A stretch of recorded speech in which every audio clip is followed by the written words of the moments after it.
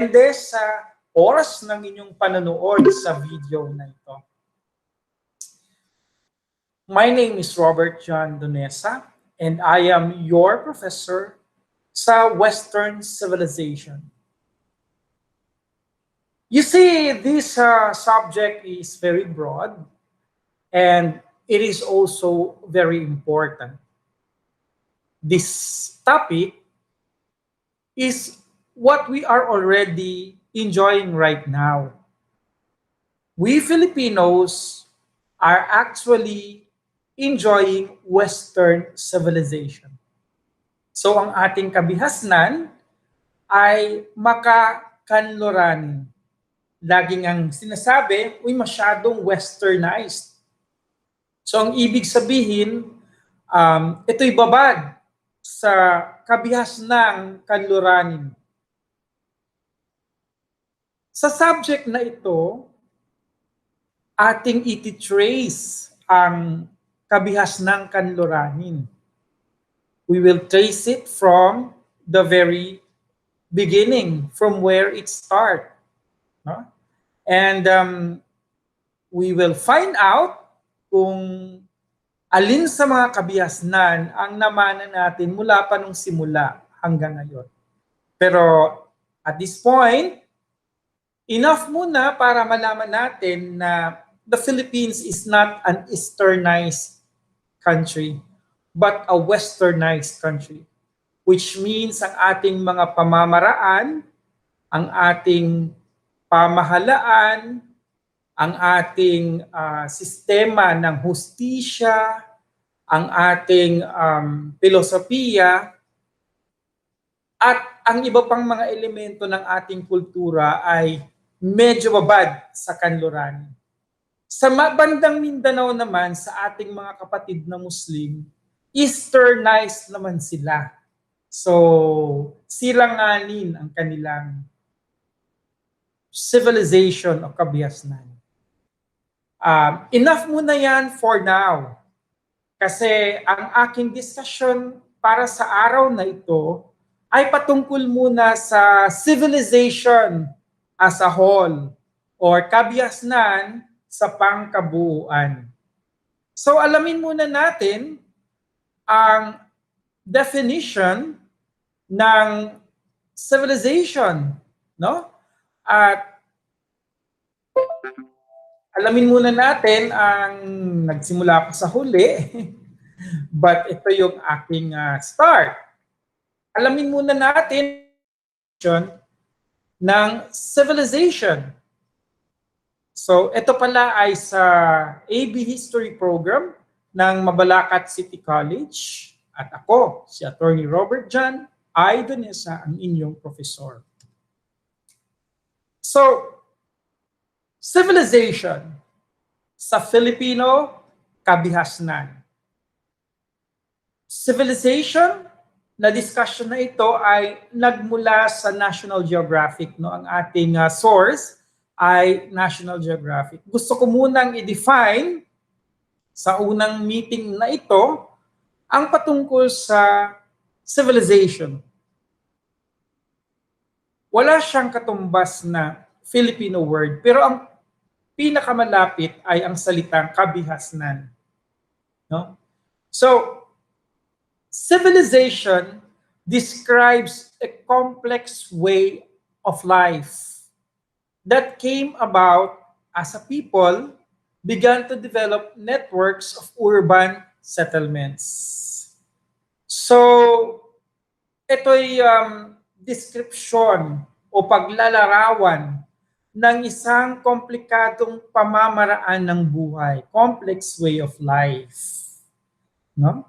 That came about as people began to develop networks of urban settlements. So, ito ay unti-unti na nating nakukuha, nadidevelop as we progress, no? Sa ating buhay bilang isang mamamayan ng isang bayan o isang syudad o isang kabihasnan, no? So It is characterized by urban areas, no? Shared method of communication, administrative infrastructure, and division of labor. Mamaya, isa-isahin natin yan, yung mga elements ng kabihasnan. So in general, tingnan nyo ang larawan, yan ang kabihasnang Assyria noong ika-1200 BCE. No? Kung titingnan nyo, may syudad sila, mayroon silang mga magsasaka, mayroon silang mga leader, mayroon silang mga peasant farmers, no? Mayroon ding mga nandun sa hagdanan, siguro mga guro yan o mga pilosopo o mga. Pero yan ang picture, no, ng isang kabihasnan. Mayroong urban area. That's an urban area, no? Syudad.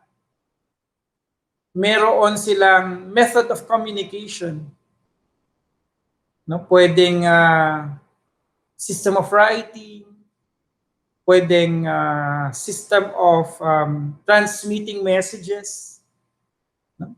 And then, kung makikita mo, mayroong infrastructure, administrative infrastructure, may government. And then, may division of labor. No? Ayan, so mga elements yan. And we will discuss on that. No? Papalawigin natin yan later on. So, sa earliest civilization sa mundo, developed between 4,000 and 3,000 BCE. No? So BCE before current era. No?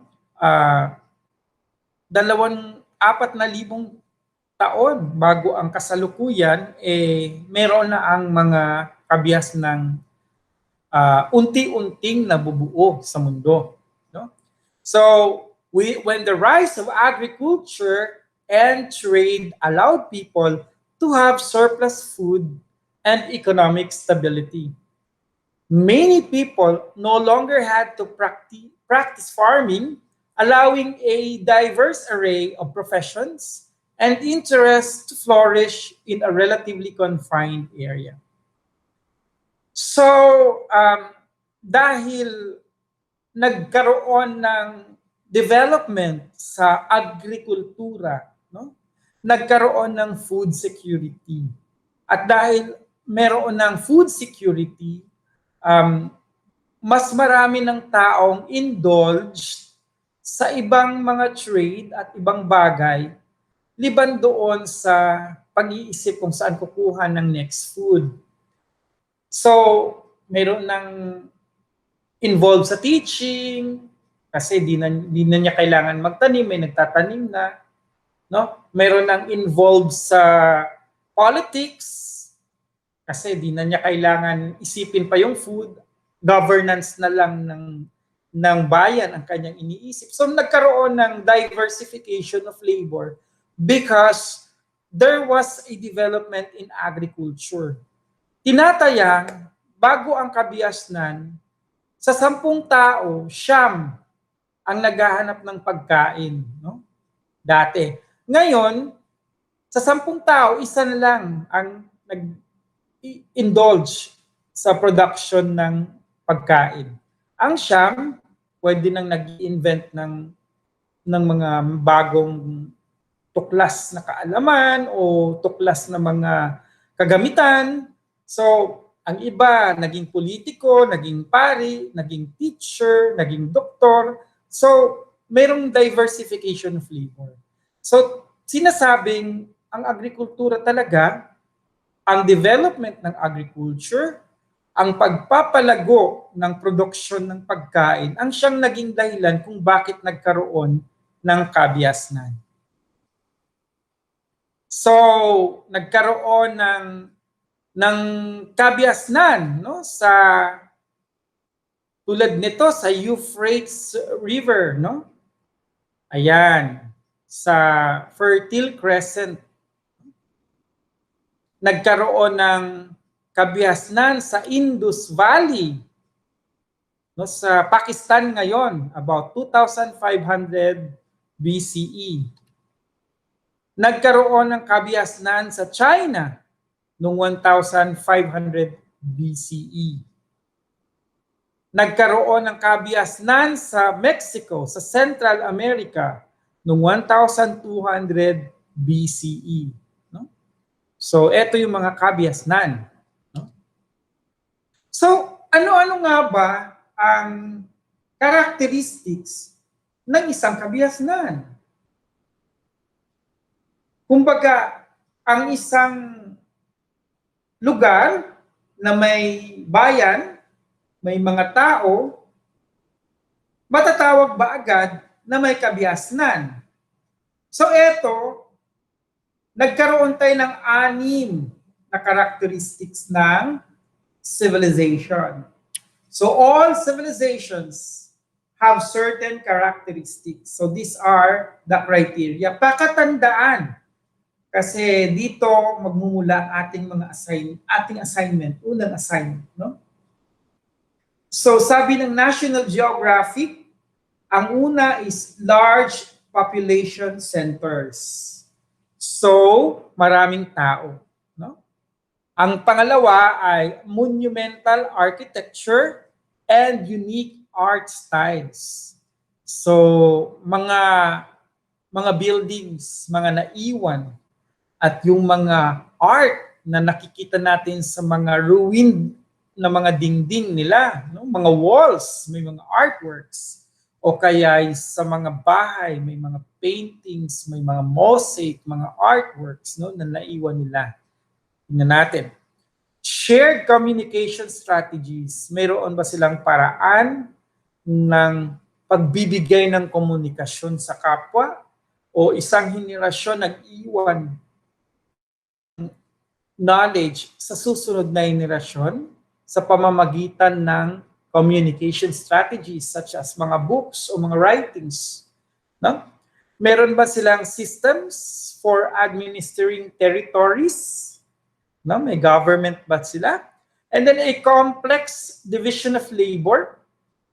Meron bang a ramification ng trabaho, no? I-ramified, no? Meron bang development of experts and expertise, no? So, and then pang-anim, meron bang division of people into social and economic classes? So meron bang social structures, no? Yung kumbaga classes, social classes. May mayaman, mahirap. Ayan. So middle class. So ganon. So eto yung mga nabuong mga characteristics ng kabihasnan. Ayan. Isa-isahin natin for this meeting. So number 1 is large population centers. No?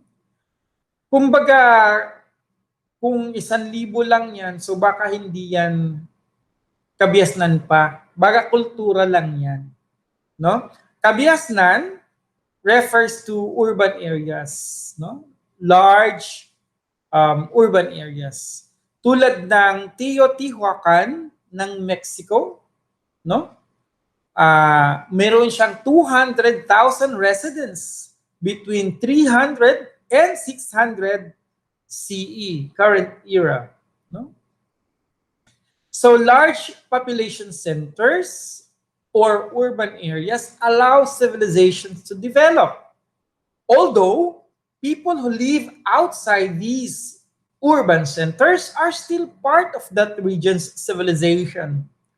Rural residents of civilizations may include farmers, fishers, and traders who regularly sell their goods and services to urban residents.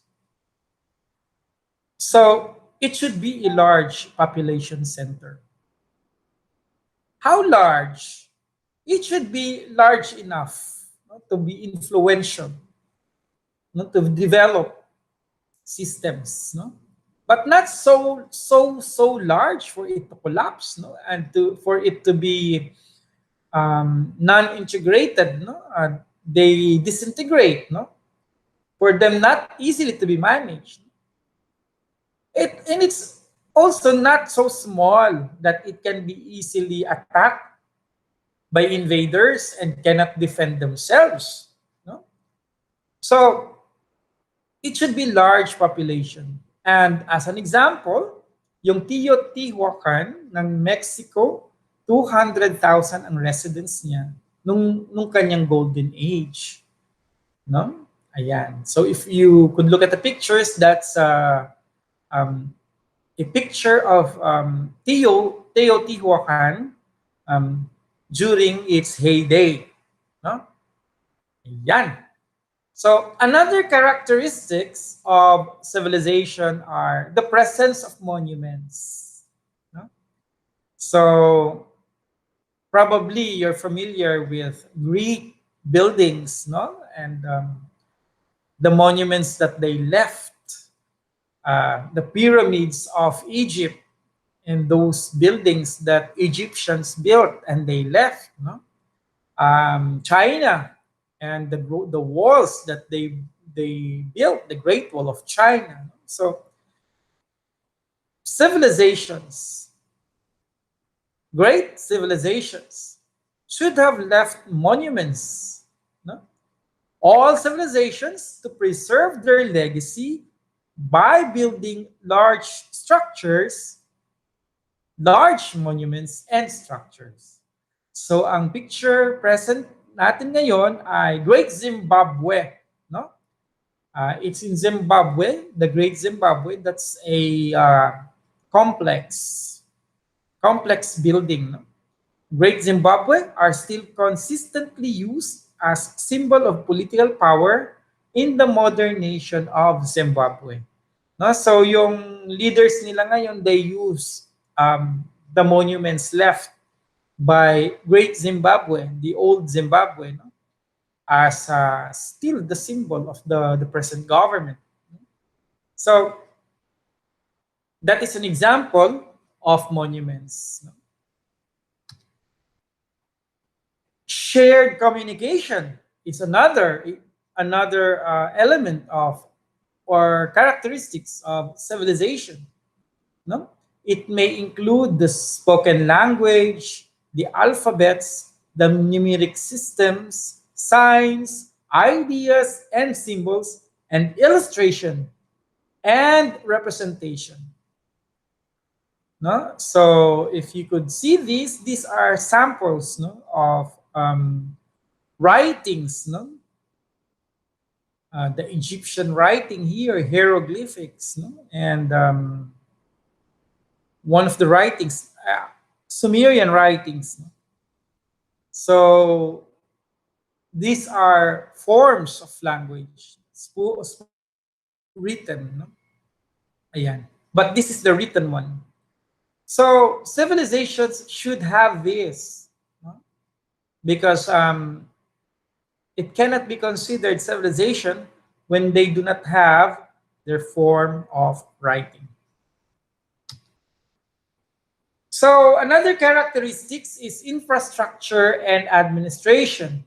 So all civilizations rely on government administration or the bureaucracy. No? So it appeared that civilizations must have a government for it to be sustainable. No? It's a city. It's a large population, no? And they live together, and they must live together peacefully and harmoniously. So there should be a government that governs them all, however crude it is. No? Kahit gaano ka makaluma, meron dapat government, no? And leaders. So this is one of the characteristics of civilization. Another is division of labor. So civilizations are marked by complex divisions of labor. Different people perform specialized tasks. So there are farmers, there are traders, there are physicians, there are lawyers, there are lawmakers, there are government leaders, there are soldiers, and so on and so forth. No? So if they are all farmers and nobody leads them, o baka hindi yan civilization. That could be a culture, no, or a tribe, but not really a highly civilized society. Yan. So division of labor is important, no, because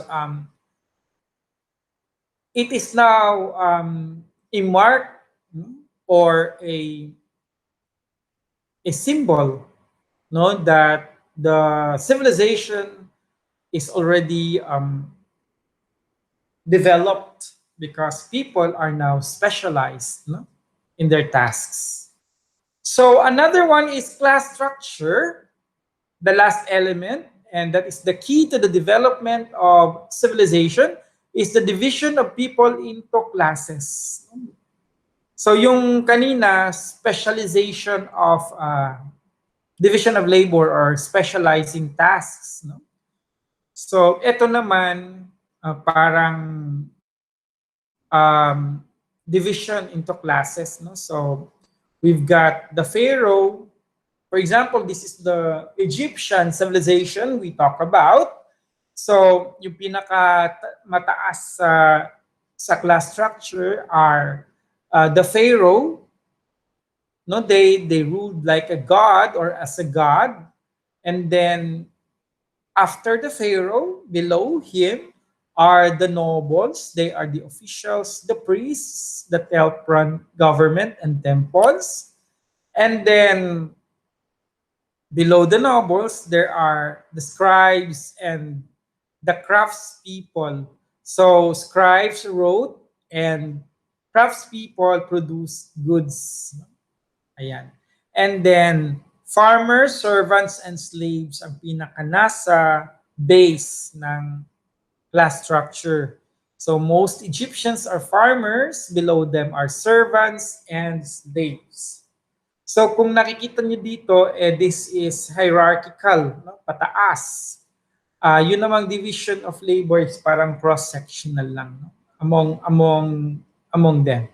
So for example, sa nobles, which is the second highest, pwede pang magkaroon ng division of labor dyan. Government officials, no, are different and distinct from the priests. So that's still division of labor.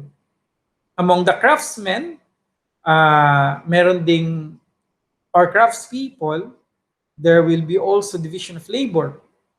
Merong furniture makers, merong mga musical instruments makers, may mga kung ano-ano, no? The scribes too. And then sa farmers, ganun din. So this is distinct from the previous element, which is the division of labor. This is the class structure. No? So people is divided into classes. So, tapos na ang ating elements of civilization for tonight. So we have an assignment. So again, reviewin natin bago tayo pupunta sa assignment. All civilizations have certain characteristics, and these include, number one, large population centers. Number two, monumental architecture and unique art styles. Number three, shared communication strategies, such as writings, no? Ayan. And then, system for administering territories, no? And the people probably. This includes the government, rules and regulations, costumes, no, and practices. Number 5 is a complex division of labor. We discussed that pretty well. And then the division of people into social and economic classes. So using these 6 elements, explain whether or not the Philippines have its own civilization. No? So I'm referring to the past, no? Pre-Hispanic, no? Kasi the Spanish civilization, the Spanish culture, no, na binigay sa atin ng mga Espanyol, no, na influence sa atin, this is a highly Western civilization, no? Parang apo-apo yan ng Greek and Roman civilizations, no, that took place in Europe, and it was refined by Spain and then dinala nila sa atin, no? But during the pre-Hispanic Philippines, bago dumating ang Spain sa Philippines, do we have our own civilization? No? Do we have large population centers? Yun bang ating hagdan-hagdang palayan o Banawe rice terraces could be considered monumental architecture and unique art styles? Shared communication strategies? Yun bang ating alibata, ang ating mga kudlit, no? O kaya'y ang ating mga sulat, no? Considered shared communication strategies? Meron ba tayong pamahalaan noong time na yon? Yung bang mga sultanates natin, datuship natin, yung barangays, are they considered? No? And meron ba tayong complex division of labor? No? And meron ba tayong division of people into social classes? No? Pwede bang magamit dito yung maharlika, timawa, alipin? No? Aliping sa gigilid, aliping na mamahan? No? So, for 100 points, kindly do your assignment. Just one whole page. No? Not back-to-back, just one whole page. No? Explain and give examples whether or not the Philippines have its own civilization based on the 6 characteristics of civilization. So inaasahan ko ang inyong mga sagot. Thank you very much for listening. Good night.